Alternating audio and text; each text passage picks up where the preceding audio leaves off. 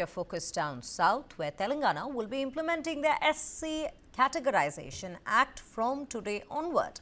Now, as per a release, a government order detailing the modalities will be issued and the first copy will be presented to Chief Minister A. Revanth Reddy.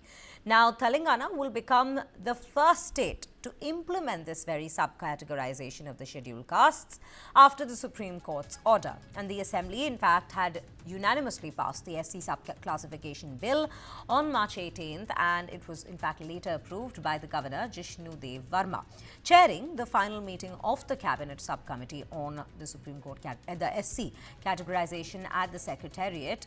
Uttam Kumar Reddy, in fact, had confirmed that the government order outlining the modalities of the Act will be issued on Ambedkar Jayanti. Now, the committee has thoroughly reviewed the implementation guidelines based on the recommendations of the Justice Shamim Akhtar Commission and gave its final approval for issuing the government order. Let's quickly listen in to what Uttam Kumar Reddy had to say before we cut across to our colleague Gautam Shankar, who's joining us live on this very bulletin. In Telangana, like in many states now, coarse grains are given in the PDS scheme, in the public distribution scheme, to ration card holders. So what has happened is these coarse grains have been largely been inedible. And I'm saying just not of the Civil Supplies Minister now. This has been my experience as member of the Parliamentary Standing Committee on Civil Supplies and Public Distribution in the last Lok Sabha also.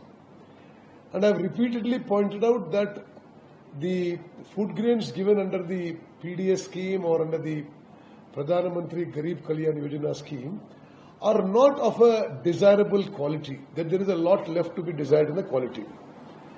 And hence, the percentage of the food grains consumed actually by the beneficiaries is a lot less than what should be the percentage. I just want, after I took over as Civil Supplies Minister, and myself and Chief Minister Revanth Reddy and others have many rounds of discussion, and we felt that even if at a slightly higher cost, we must give food grains and rice which is of a good quality and edible and fully consumed by the beneficiaries. With that, let's cut across to our colleague Gautam Shankar, who joins us on this bulletin. Gautam, a very good morning to you. You know, this is a big day for Telangana, absolutely, as we look at them becoming the first state to, in fact, bring in the subclassification of the scheduled caste itself.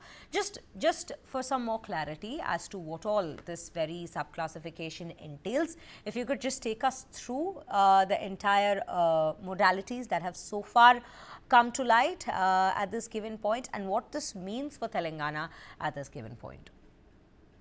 Absolutely, Shreya. So today is a historic day for India and for Telangana because the state will become the first state to implement the SC Categorisation Act from today, and it also coincides with the Ambedkar Jayanti. So this marks a substantial step for Telangana Chief Minister Revanth Reddy as well. As per the Act, the scheduled castes will be divided into three categories. The three categories are basically 1, 2, and 3. The way they have been divided is basically 1% reservation within the 15% quota for SCs, and while the group 1 will get 1%, group 2 will get 9%, and group 3 will be getting 5% here.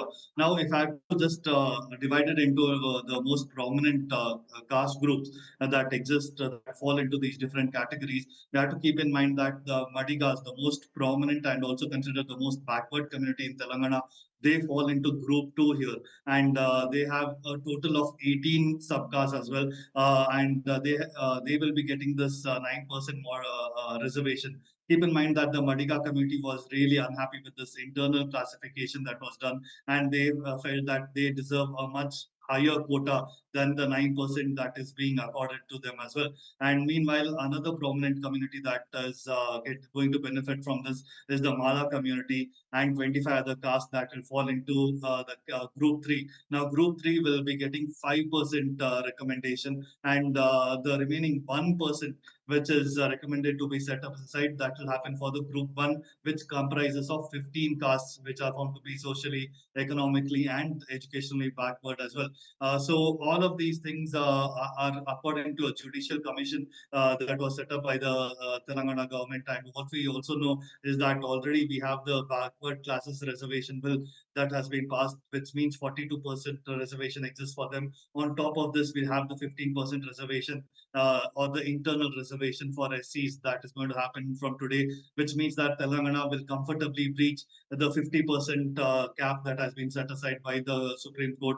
And this also remains to be seen how what kind of legal conflicts that state could get into. But for today, we will have a total of 59 SCs community that will get this benefits from subcategorization. And the kind of politics that we've been seeing in in Telangana as well regarding this whole issue. The BRS has called it a hoax, saying that it doesn't really benefit any communities.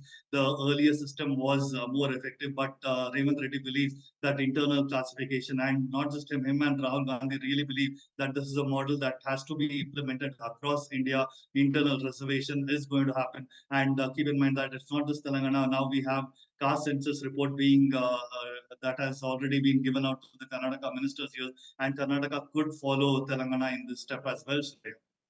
So Karnataka may actually be following footsteps of Telangana when we speak of the subcategorization within the scheduled caste.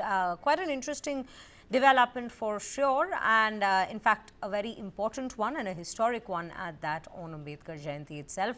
Gautam, do we have any more details with regards to the modalities and the guidelines that are to be issued today by the government side with regards to how the implementation is to proceed at this point?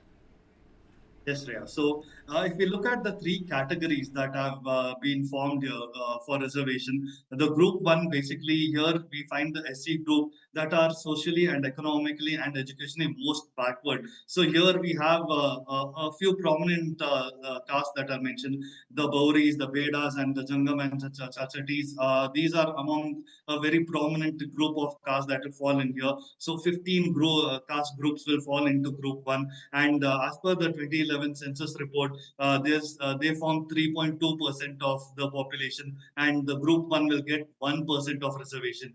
Group two, here this group is considered as having SCs that have benefited moderately so far. And like I mentioned, the Madiga community also falls into this category, and they form a total of 62.7%, nearly 63% of the population, and they will be getting 9% reservation. And if you have to talk about the group 3 classification, here it's considered that the SCs that fall into this group have benefited better than the group 1 and group 2, and they form about 34% of the population, and they will be getting 5% reservation here as well. So total 15% reservation will be divided into group 1, 2, and 3, and it will be interesting to see this how this quotas for castes within the marginalized of the SC community will get benefits from this as well. So we'll have job notifications also happening very soon in this regard. And but we have to keep in mind that the Madas and the Madikas are the two major SC communities that stand to benefit from this, and they are also electorally the most prominent group in Telangana as well, Shreya. Right, Gautam, thank you so much for bringing us all those details with regards to this very story.